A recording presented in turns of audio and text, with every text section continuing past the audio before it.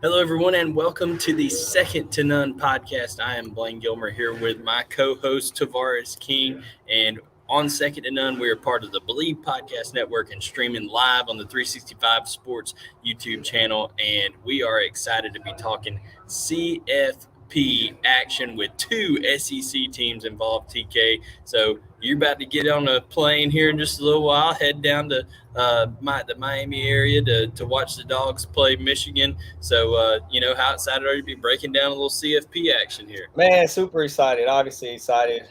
Dogs are involved. But we got an opportunity to see a good Bama team. Got an opportunity to see a Cinderella story in Cincinnati, and opportunity to see a Michigan team that has been in the dark for a while and is really back. So we got some good stuff to break down here.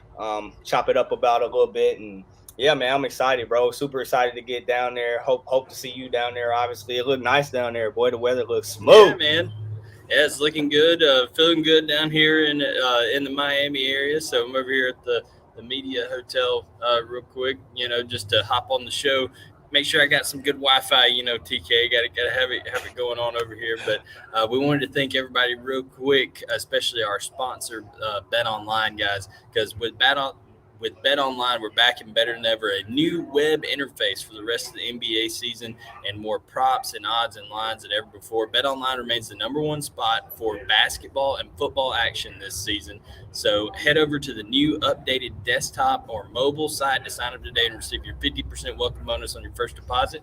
Just use our promo code BELIEVE50 to receive your bonus from basketball, football, NHL, boxing, UFC, right to your favorite Vegas casino games. They have it all. So whatever you want to put some action on, TK, Bet Online's the fastest and easiest way to bet on all your favorite sports. Bet Online, where the game starts. So TK, we've got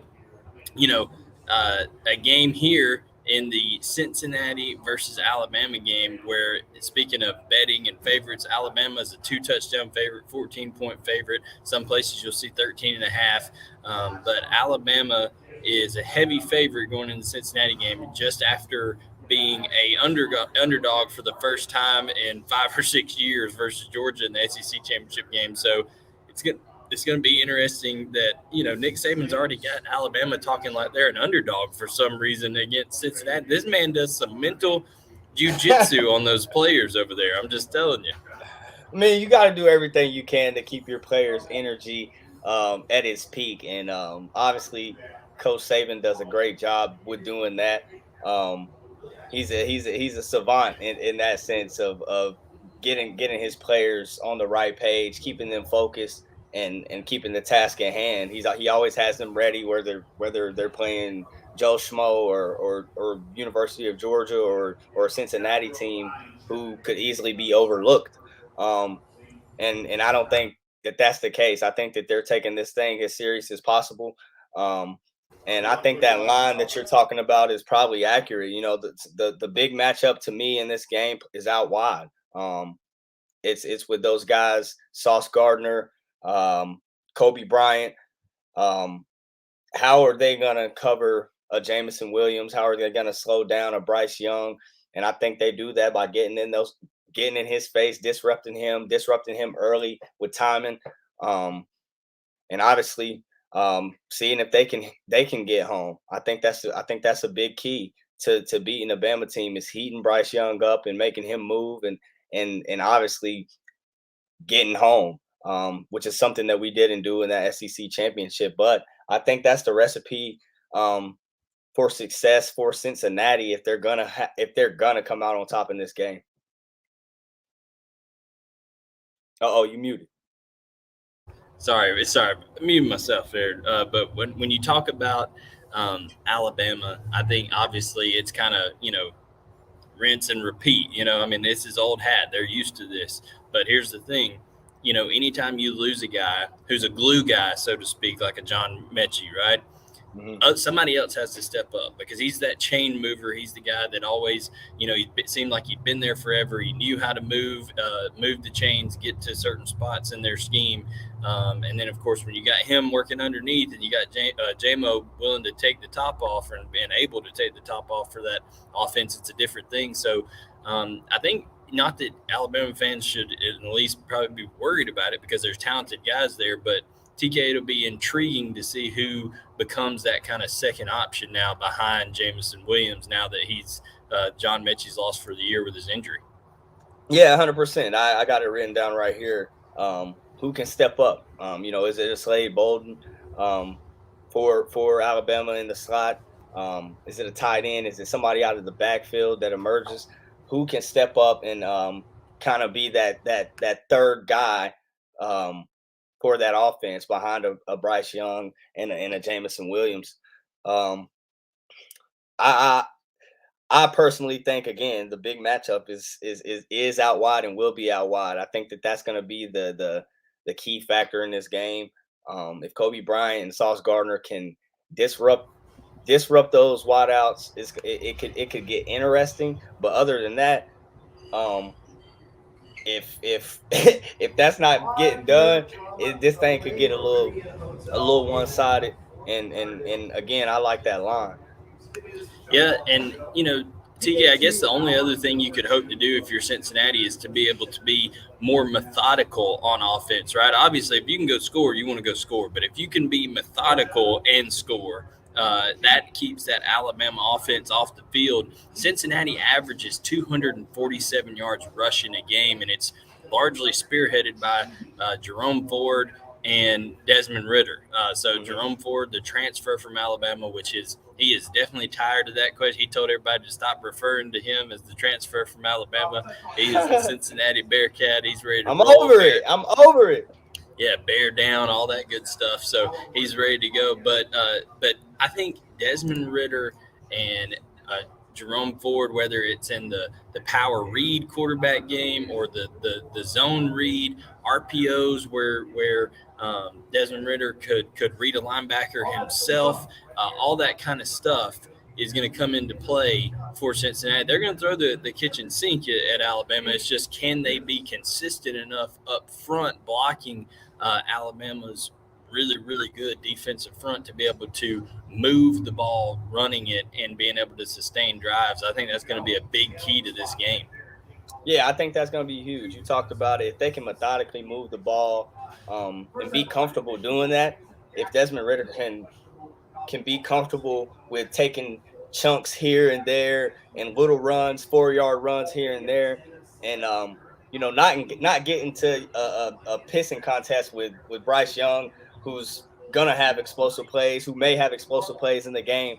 If they can methodically move the ball, keep that Alabama team off of the field offensively, then again it could get interesting. But those two things have to happen. Those two things have to take place. They have to methodically control the clock. They have to control the clock, control the ball offensively, and then on that defensive side of the ball, they can't allow explosives.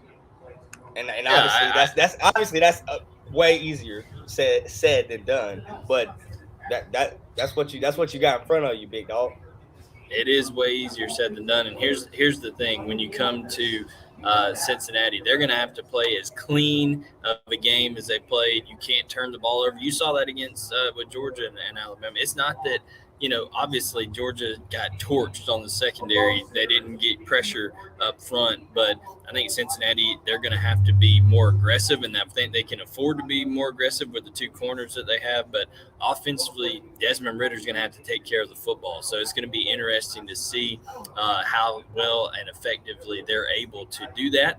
And from that standpoint, I do think that line is probably a good line because I think Alabama could jump ahead, by 20 something points, maybe in the third quarter ish. And then, Cincinnati maybe get a late touchdown to make it closer to that 13 and a half, 14 point range. But TK, we'll go ahead and give our pick here on this game. Are you gonna shock the world and pick against Nick Saban, or are you going with the goat in this semifinal down in the Cotton Bowl in Dallas?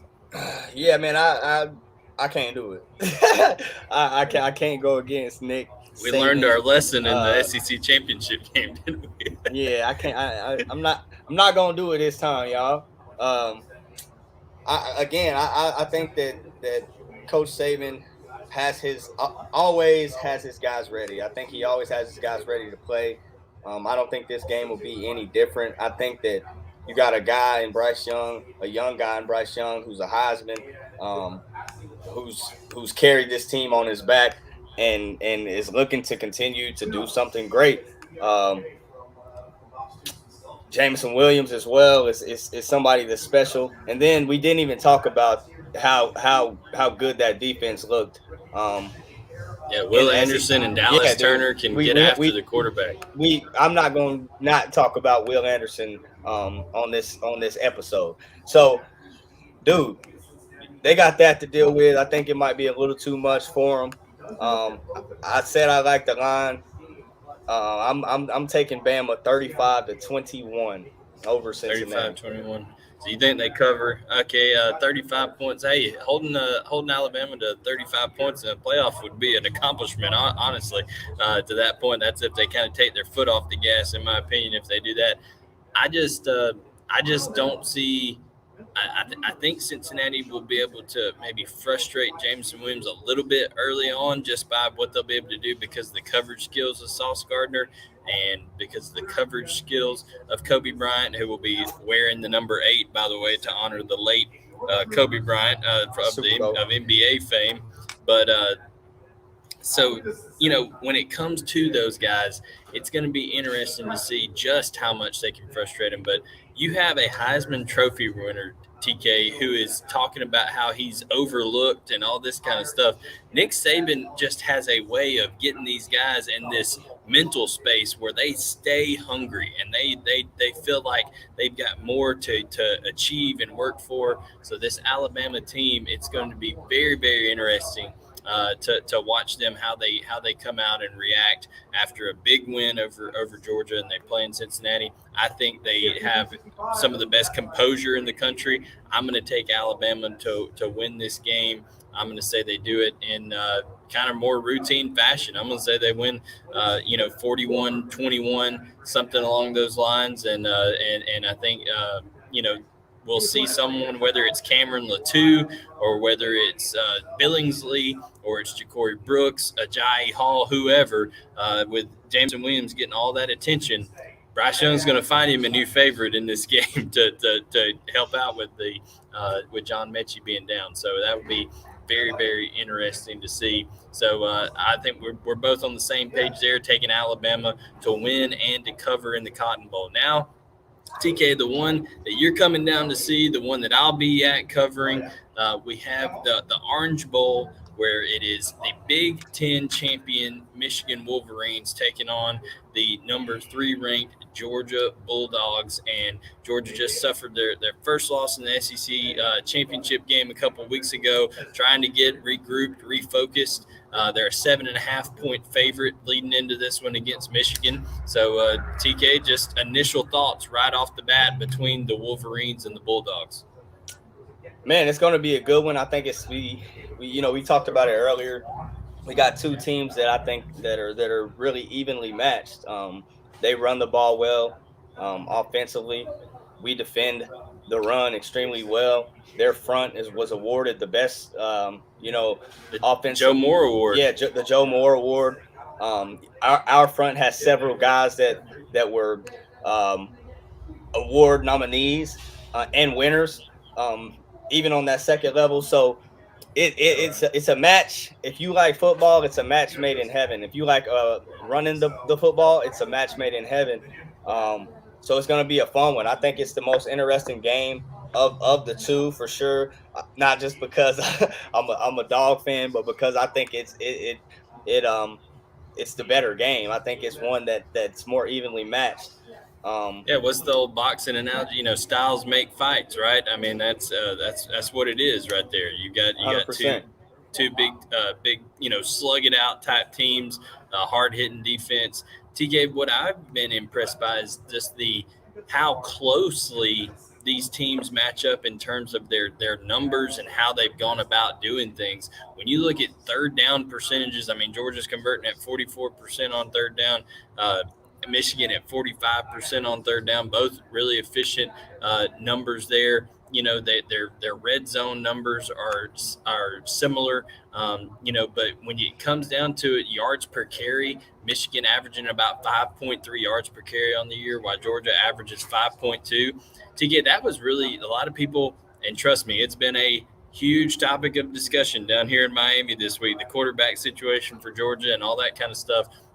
A lot of people want to talk about that and Stetson Bennett's two picks in the SEC championship game, but the failure to get over that 4 yards per carry mark. I mean, I think Georgia was around 3.6 or something yards per carry in the SEC championship game. Not getting up, to that mid four, close to 5 yards per carry mark is what hurt Georgia, and they abandoned the run in that game. So, will Georgia be able to run consistently against Michigan? I think that's as big of a question in this game as can Michigan do what they want to do and run against Georgia. Yeah, 100%. You talked about, uh, you know, abandoning the run, and I said it earlier. I think that's a key to success for Cincinnati. Not abandoning the run. I think that's a key to success for Georgia. I think that's something that we did well. I think that we don't need to get into a let's have explosive. Let's have explosives. Let's do what we do. Stetson, if you have to run the ball, tuck it and run it. In that SEC championship, there were several times where my guy could have tucked it and took off. So, Yeah, bro, continue to do what got you to this point. Continue to do what makes you who you are. Continue to do what makes people love you. yeah. And success will be there for you. So I think what you said is definitely a major key to this game. Not abandoning that run, dude, because we do it well. If you look at our track record, we do it well. 4.5 yards a play is incredible. Um, 4 yards of football play is a great play. It puts you in a great situation it puts you ahead of the stick. So I think that's a major key in this game. But that being said, got it written down right here. A key to victory for us is somebody out wide stepping up, and that has to happen. It definitely has to happen because they're gonna stack the box. They're gonna do their thing. They're gonna Aiden Hutchinson gonna do his thing. But I think a key to victory is 100% somebody out wide stepping up. And also another part of this game, Dax Hill is not. He's a starting defensive back safety for Michigan, and Jim Harbaugh acknowledged today in his press conference Dax Hill is not here in Florida. He could arrive before the game, but presumably dealing with the COVID issue, and with the timetable. I mean, you hope everybody is well and good, of course, no matter what team they're on, what they're doing. But that's a big factor if you have a starting defensive back that's not even there to be around the team, TK, much less to be able to play. Sometimes when as a player when you aren't able to play, but you're still able to be there with your teammates. You can impact the game a little bit by giving them words of wisdom and stuff. But if he's not even able to be there to be around his team, that's a big loss in more than one way for Michigan. Yeah, I mean, obviously, it's a big blow on the field. From a physical standpoint, he's a baller. Probably one of the best in that secondary. Um, but And when from you a a safety, right? So they yeah. bring him down in the box. From a communication standpoint, this guy's talking on the back end. You just said it. He's rolling down in the box. He's having to feel and come up on the run.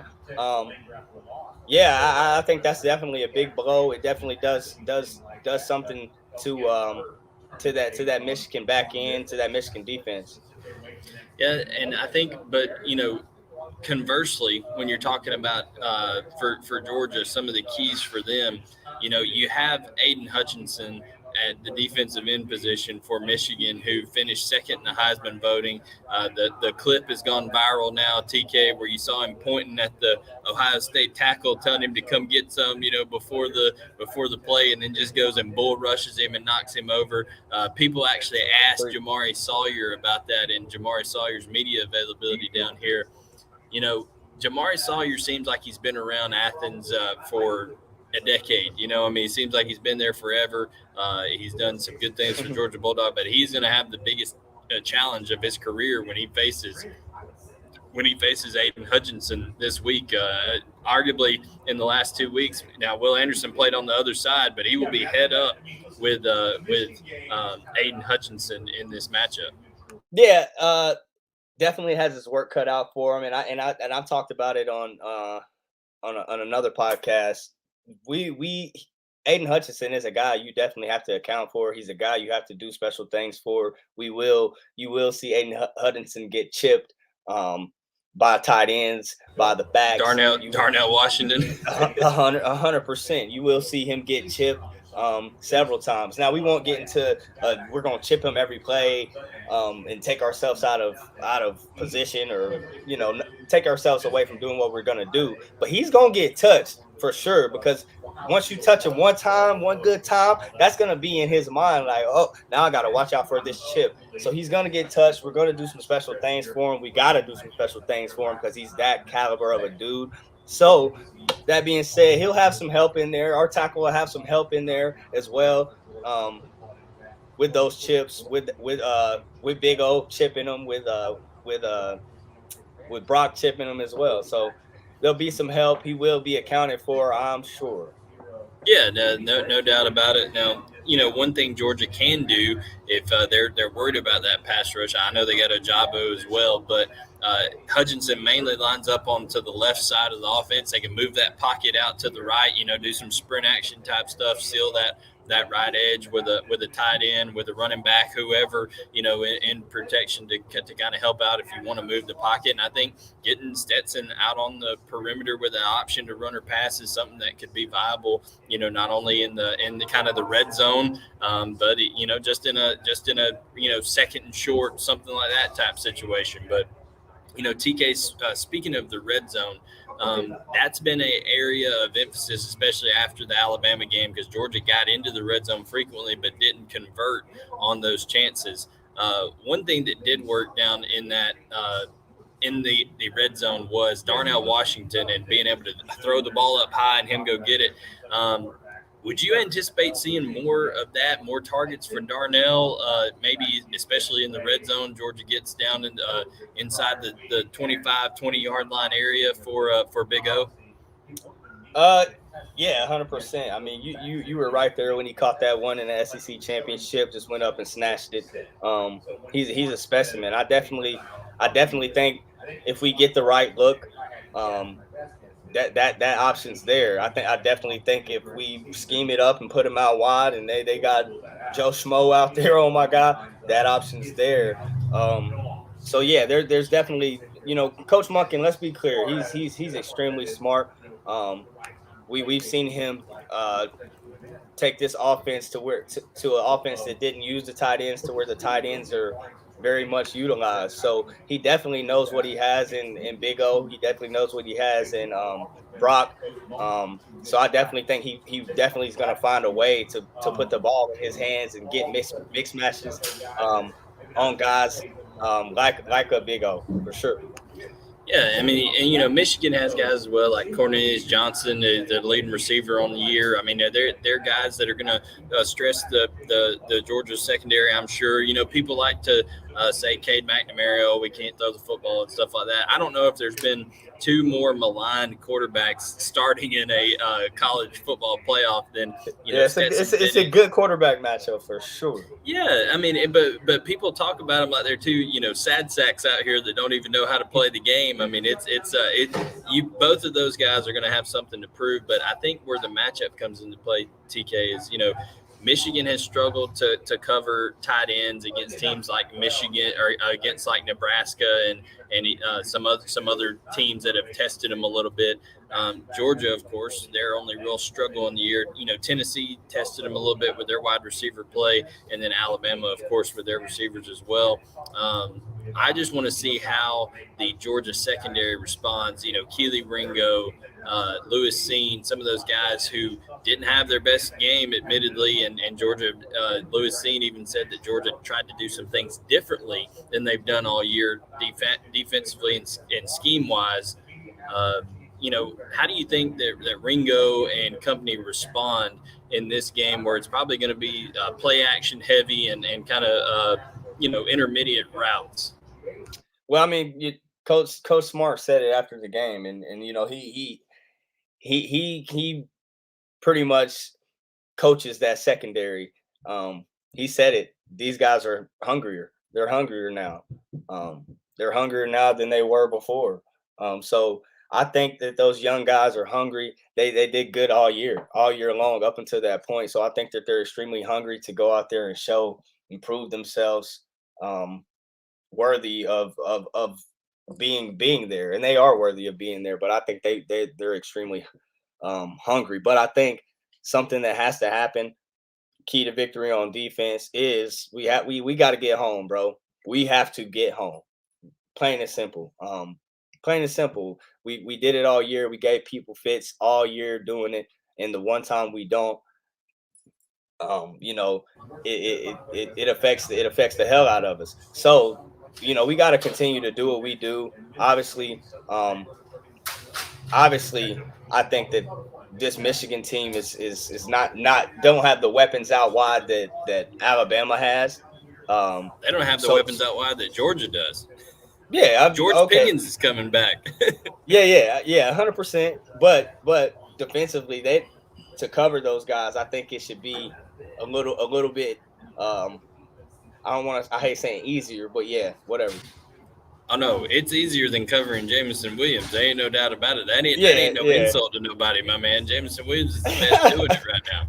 You know what I'm saying? Like that's just the way it is. People I gotta feel it. learn. We in this participation trophy here. Everybody gets a trophy. No, there is only one best receiver in the country, and that is Jameson Williams right now. So I think it'll be a totally different Not game. according to them voters, but Yeah, the you know, people they don't even watch football. The people that we vote don't, on the we bulletin don't, call they don't know about that.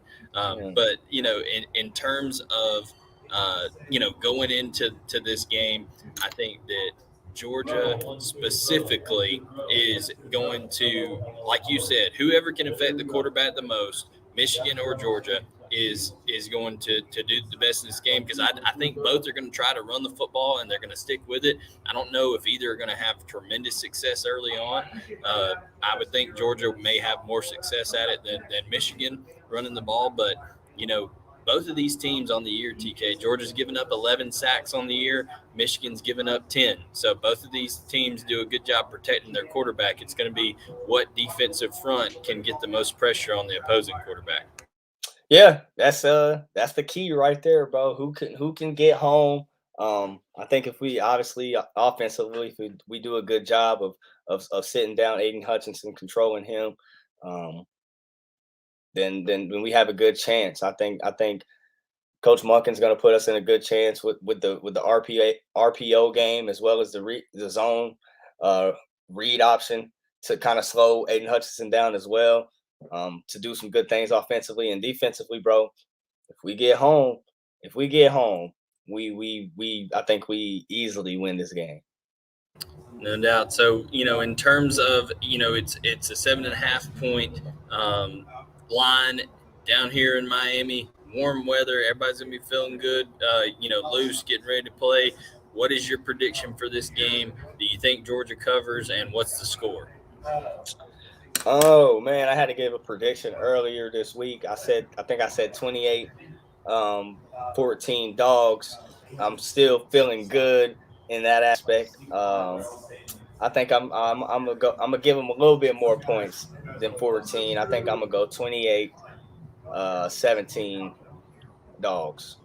Yeah, so you got Georgia covering. I'm going to take Michigan on the points, but I'm going to take Georgia to win. And the only reason I say that is because I think Georgia in the fourth quarter will be up, 13, 14, something like that. But you and I have seen it time and time again this year. You got teams right at the end, just for pride, trying to put points on the board and all that kind of stuff, and sneaking in a touchdown there at the end, like Kentucky did. And honestly, TK, this Michigan and Kentucky team, they're very similar in how they go about playing the game, right?